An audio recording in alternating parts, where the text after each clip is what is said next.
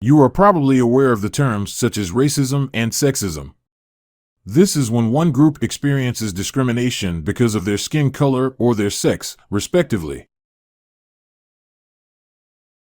When able-bodied people, non-disabled, discriminate against disabled people, that is called ableism. Ableism is a broad term used to describe the all-encompassing value system of discrimination and exclusion of people living with disabilities. It is perpetuated through individual attitudes and actions, as well as institutional and cultural factors. Often when discrimination is discussed, two terms are used, microaggression and macroaggression. Now the names give us insight on what they mean, but they also are a little misleading. Microaggressions typically occur on a small scale between individuals. These can be subtle and unconscious forms of discrimination that are a product of societal beliefs and structures. They can be real or perceived insults, slights, hostile comments, negative messages, etc. towards individuals that do not hold power in the group. For example, you speak well for a deaf person is a microaggression, as it assumes deaf people cannot speak, and when they do, they are never intelligible. Another example is, a deaf person cannot lead a university.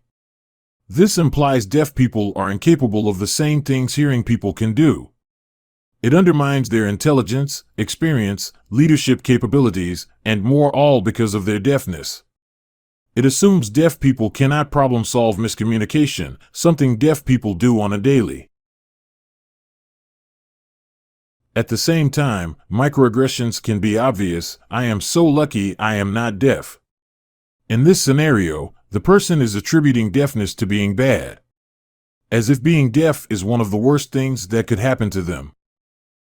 Macroaggressions are large-scale or overt aggressions towards people of a group that does not have power.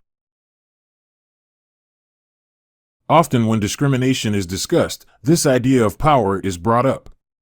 Racism, sexism, ageism, etc. cannot happen to any group. There is a second requirement, that the action of discrimination is by a person who belongs to a group of power, and the victim of the discrimination is from an oppressed group. Power in this case is linked to social, political, economic, etc. power. Groups that historically have had an influx of control over these societal structures are groups that have power. For example, able-bodied people have power over disabled people because the majority of government positions are filled by able-bodied people. Most people who vote are able-bodied. Legislation that is created and passed by the government benefits able-bodied people.